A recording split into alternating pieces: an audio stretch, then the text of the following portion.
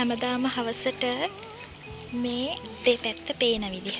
ඉතින් ගස් කොළන් ගොඩනැගිලි හරිම ලස්සනට හැමදේම තියෙනවා. මං චුට්ටක් උඩ තට්ටුවට එනවා. පැයක් විතර වගේ ඇවිදින්න. ඒ වෙලාවට මේ අවටින් ඇහෙන හුළඟ කුරුල්ලන්ගේ කෑ ගහිල්ල පුදුමාකාර සහනයක් හිතට ගෙනල්ලා දෙන්නේ. සෑහෙන ලොකු ස්ට්‍රෙස් පීරියඩ් එකකදී වුණත් රිකවරි වෙන්න මේක හොඳම අවස්ථාවක් කියලායි මට හිතෙන්නේ. ඉතින් ඔයාලට මොකද හිතෙන්නේ? ඒ වගේම තමයි තව එක්කෙනෙක් පෙන්වන්නත් ඕනි. මේ ඔයාලට පේනවද මේ ඈත පේන්නේ කාන්තා මානසික රෝහල මුල් ඒරියාව. මෙතන ඉඳන් බලද්දී ගොඩාක් අයගේ ජීවිත දිහා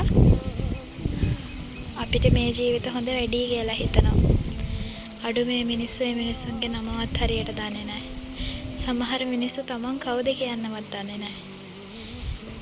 හේත් හිතේ සනසීමෙන් මේ මිනිස්සු මෙතන ජීවත් වෙනවා. මේ මෙයාව දන්නවද? මේ තමයි මගේ හැපි පීල් එක.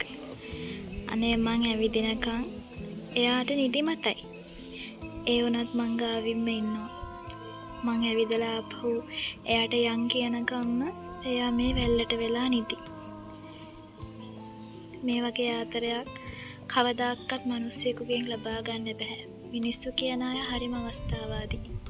ඒත් සත්තු කවදාකවත් අවස්ථාවාදී නෑ. මොකද Taman දීපු එක බත් ඇටයක් ගානේ ඒ කලෙහිගුණේ අවසන් වෙනකම්ම සත්තු විසින් මිනිස්සුන්ට ලබා දෙනවා. ඇත්තටම මම ඒකයි මේ තෙත හොම්බට එච්චරටම ආදරේ. මොකද මිනිස්සුන්ගෙන් ලැබෙන්නේ නැති හිතේ සැනසීම සතුට මෙයාලා ගාව නිතරම තියෙනවා. ඒ වගේම ආදරේ අසීමාන්තිකයි. අරයටද සල්ලි තියෙන්නේ එයාද වැඩියෙන් කරන්නේ එයාද හොඳ කියලා එක එක්කෙනා තෝරලා මිනිස්සු ආශ්‍රය කරන මිනිසුන් අතරේ කිසිම ප්‍රභේදයක් නැතුව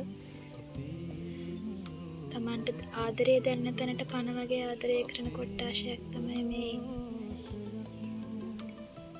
ඉතින් මට සතුටුයි. අන්තිම මොහොතේ හරි කවදාකත්ම සතුටට ආදරය නොකරපු මං සතුන්ටත් ආදරය කරන්න පටන් ගත්ත එක ගැන.